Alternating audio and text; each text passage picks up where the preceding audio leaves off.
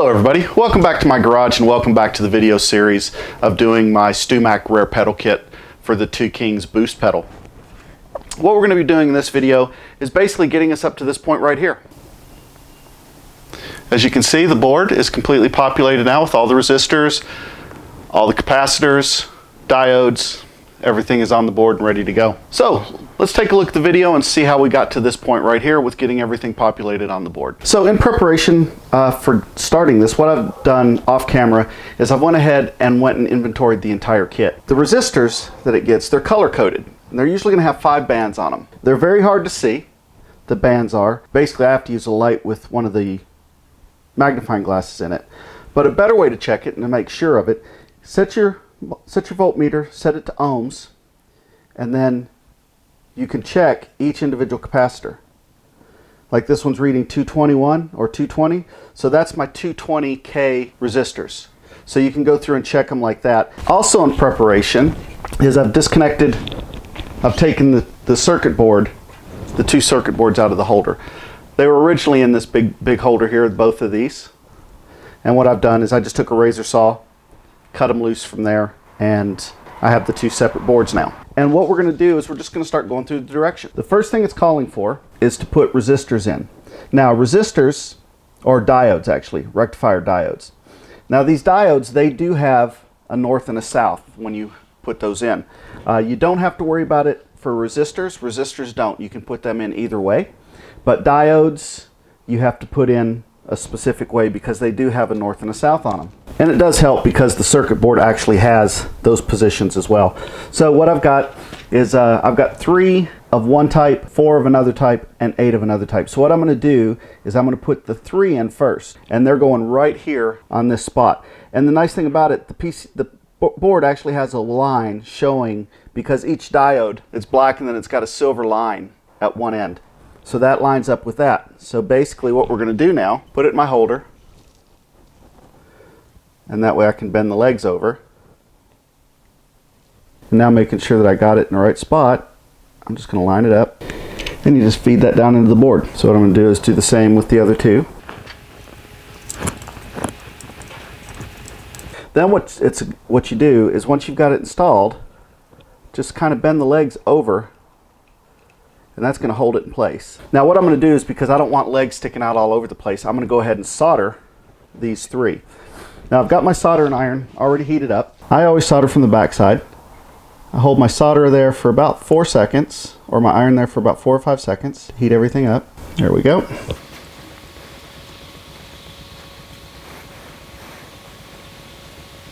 And feed a little solder into the joint. Let it sit there for about a second afterwards, and then remove it. And that's going to give me a nice solder joint.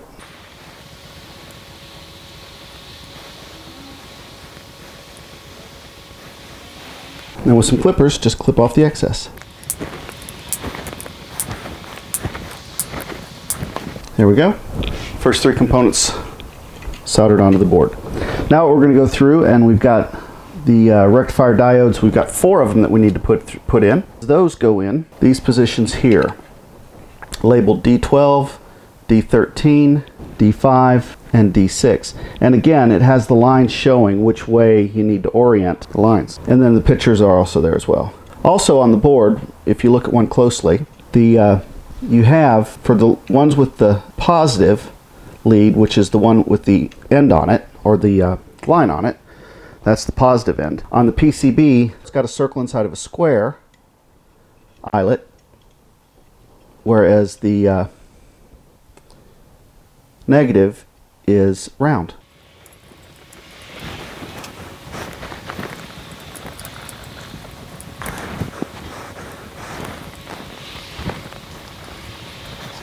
And again, I'm just going to verify that I'm in the right spot with these, that my lines are going in the right direction, and they are on those 4. So now we'll go ahead and solder them.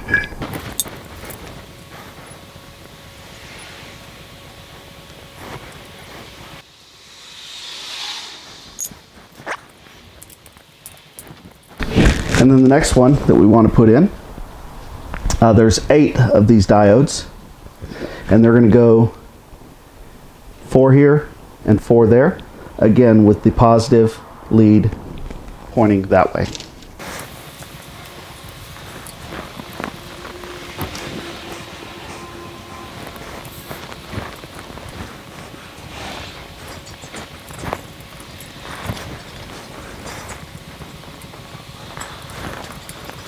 All right, there's those 8 on. And then what you want to do, again, just verify that they're all going in the same direction. It helps that you can orient it right with your manual. And you can just take a look at your manual and you can see exactly what you're doing. As you can see, I'm just holding it on for about 4 seconds. Touch it with a little bit of solder, leave the soldering iron for about another second, and that sets a nice solder joint. If you leave too much heat on for too long, what will happen is the socket will heat up and it'll actually kind of cook your board and cause the board to scorch a little bit, and you can actually damage the connections inside the board. You can actually loosen the sockets inside the board. That's those all soldered up. We're going to go ahead and clip those off, and then we'll get ready to start doing resistors. All right, now that we've got the diodes installed, the next step is to start installing some of the resistors. And what this does is it does it kind of in stages to where you can populate where you don't have a lot of them going around. When doing the resistors, what I like to do is just start with one, like this one's the 10K, there's 2 of them. I'll place both of those on the board. And then I'll move down to the next one on the list and the next one. You notice that this one has a 4.7 and a 47. So be careful when you're labeling them and make sure you double check that you put that period in between the 4 and the 7 to where you don't accidentally install the 4.7 in the 47 spot. So what I'm going to do is I'm going to go with the 10Ks first. As I mentioned earlier, I've already verified the color code on them, but I also put them on the multimeter and then I labeled each one with a piece of tape. So 10K, so I know these are my 2 10K ones, so I can go ahead and pull the tape off those because those are the only ones I'm going to be working with. So I know now I won't have extra ones on my table getting messed up. So I'm going to put my 10K ones in the spots, and they're actually labeled on the PCB as well. It shows 10K, so that helps. That'll help me load them in, that I know I'm getting them in the right positions. The next one on the list is my 4.7, and what I try and do is I always try and keep the board referenced to me the same way as the manual is. That way I can actually double check and make sure I'm going in the right position. And on the board here, when it shows the 4.7s, it actually goes 4K7 to give that spacing. That way you'll know which one it is rather than the 47. It's a 4K7. Next one on my list is 4 of the 6.8. And again, on the board, it's going to say 6K8 to let me know I've got them in the right position. Because these are resistors, again, it does not matter which way they go in. There's no set polarity on these, so they can go either way. So what I'm doing is I'm referencing the instruction manual on where to put these, but I'm also making sure that I'm in the right spot based on the board as well, and then I'll verify everything before I solder.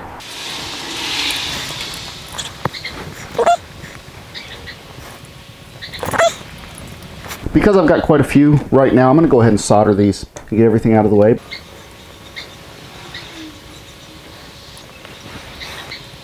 Plus, breaking up the soldering in smaller lots like this, make sure you don't miss anything. It's easy to miss one when you're doing a whole board at one time. But you kind of get an idea why this little PCB holder is so nice, because it does hold it nice and sturdy, nice and steady.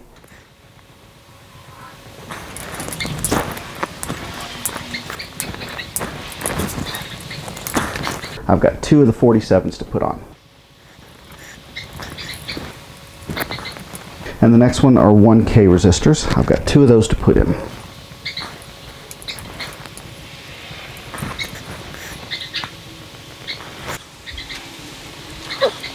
I accidentally soldered a hole I didn't want to solder. There we go.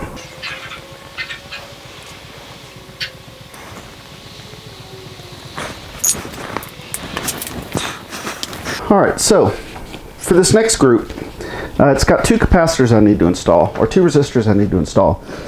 If I want to go with the 1K resistors, that gives me the stock setup for the Analogman King of Tone, or I can put 2 100K resistors in, which will allow me to get more gain. But what I'm going to do is I'm going to go ahead and stick with the 1K resistors and build it as a stock pedal, as I've got plenty of things that will allow me to get more gain. So I want this foot switch to be more along the side of the original. So I've got my last 2 100K or 1K resistors here, and those are going to go, it says 1K or 100K, so it's really nice. It labels it on the board as either or as well.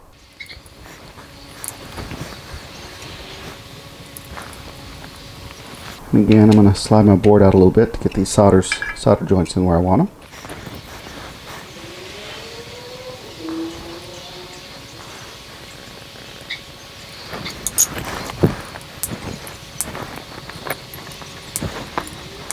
All right, let's take a look here. That's so far all the diodes and so far the resistors put on. I do have a few more resistors to go on, but you can also see by keeping it nice and tidy on the back, by soldering a few at a time and clipping them off, it keeps the back of the board nice and tidy, and it doesn't get a lot of stuff in the way, so it's easier to do. What we're going to do now is we're going to install the 220K 1 mil resistors, the 27K, and the 33K resistors.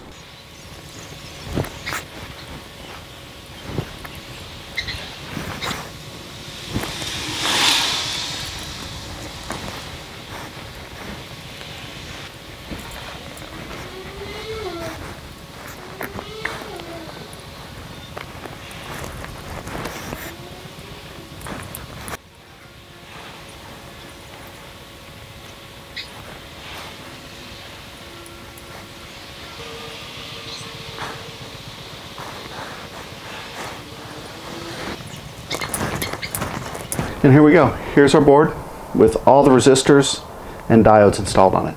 It's time to start mounting some of the other things such as trim pots, integrated circuits, and some of the other capacitors that are going to go on the board. So what we're going to start with first is the two trim pots that can be used to adjust. It's kind of like a presence knob on the amp. So that's kind of what the trim knobs do. Just want to make sure you orient them the correct way. And we're going to be putting them right here. They're both the same for both sides. There's no difference. And with there only being 3 legs, there's only one way to put each of them on. So we've got our trim pots on. What I'm doing is I'm just bending the legs out just a little bit each direction to hold the trim pots in place while I solder.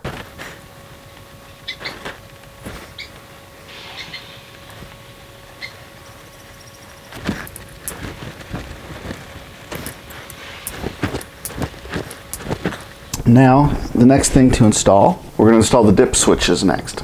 And these are going to go right there. What these dip switches are going to allow me to do is it's going to give me some control over the tone of the pedal.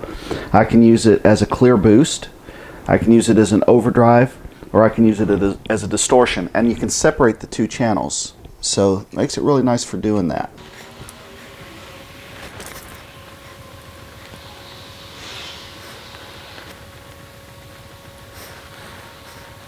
Next thing to install are these integrated circuit base plates. And you got to be careful with the orientation of these. They do have a notch in them, and that notch has to be oriented properly when we go to put it in. And those are going to go in these positions, and then separate little op amps will plug into the top of them. In each of the locations where they're going to go, there's a cutout, a U-shaped cutout to correspond, and you want to make sure you line up the U-shaped cutout on the op amp to match the U-shaped cutout on the board. When you push it through, you want to make sure that the legs, all 4 legs, go through and that none of them bent. So we're going to go ahead and put all 3 of the op amps in. Alright, there's all 3 bases in. There, there, and there. And I made sure that the notch on the base is lining up with the notch printed on this PCB. Now it's just time to solder these in place.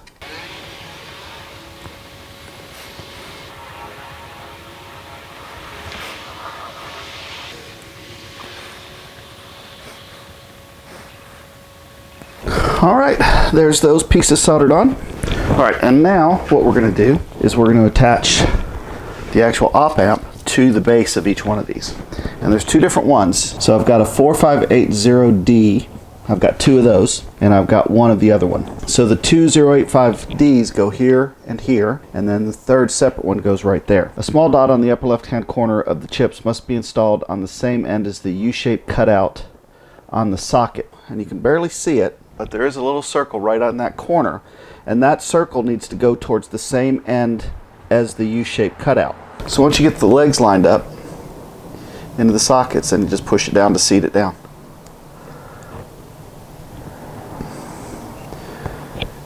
There we go.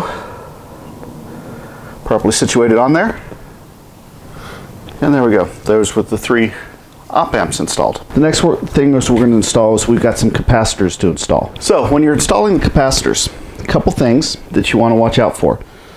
First off, you've got a negative and a positive lead, and you got to make sure that you install them in the correct orientation. The lead links are different based on negative and positive, and that there's a strip, usually a white stripe or a black stripe depending on the color of the capacitor, running down the length of the capacitor. This identifies the negative side. Okay, so as you can see here, here's one for an example. Two separate links, and then you've got the white stripe that's going down the side of the capacitor. That indicates the negative, so your shorter lead is your negative lead. And then when we go to position these on the board, we're going to want to make sure we put them in the right position. So the first one we've got is a 1 microfarad capacitor. We've got 2 of those that need to go in. These first 2 capacitors are going to go right here and right here. And remember what we talked about. The positive is usually a square grommet hole, and the negative is going to be a round grommet hole.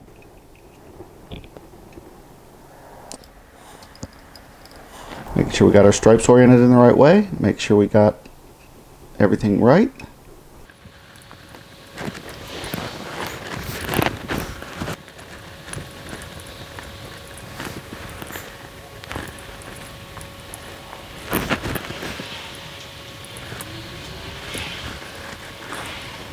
And then the last one is a 100 microfarad capacitor, and that one goes right over here.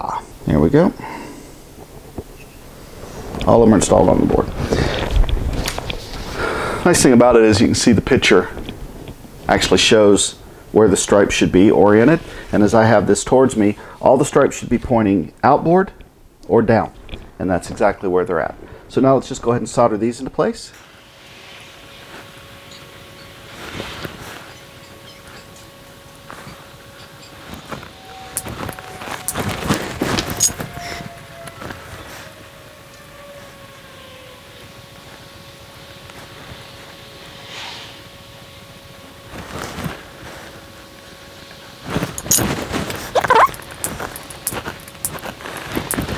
And there we have our capacitors on.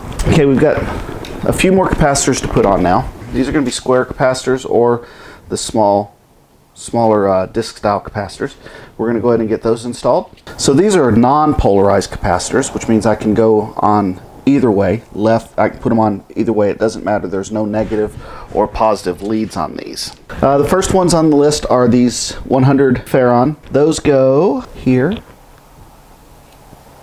And again, that's labeled very nicely on the board. And they go here. Now, with these capacitors, I'm going to solder as I go.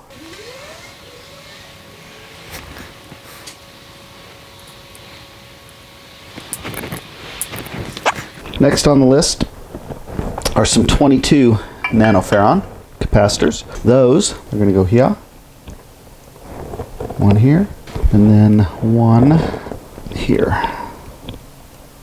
The next are 10 nanofarad capacitors, and there's 8 of those. And they're also red, and they're going to go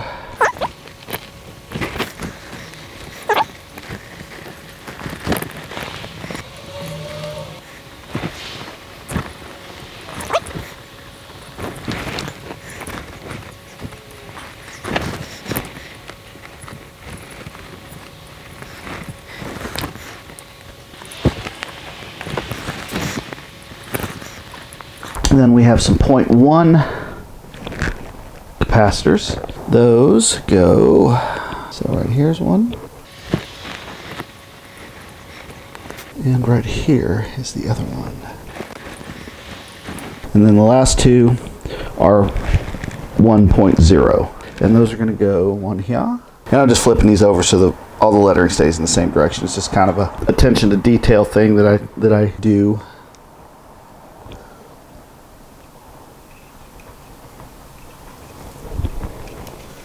Alright, so those are all my capacitors, and it's time to go ahead and get everything soldered up.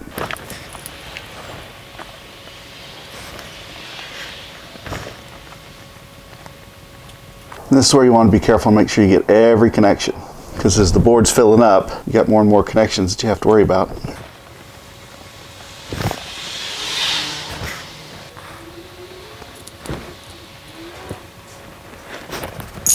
Alright, now just take a look, make sure everything is soldered.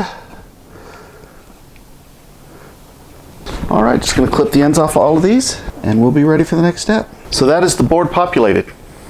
That's all the capacitors, all the resistors, all the transistor chips, the op amps, dip switches, trim switches. That's everything installed on the board that's going to be installed for this part. What we'll be doing next is adding wires and also getting it mounted with some of the switches and potentiometers on it. But I think that's a good place to stop. All right, everybody, well, that's going to wrap up this video. Please click like and subscribe if you like what I'm doing. Leave a comment below. The next video we'll be getting into putting all the wires on the board, getting it connected up to the secondary board with the foot switches, and actually getting it put into the enclosure and finished. But that's going to be in the next video. But for now, thank you for tuning in, and take care.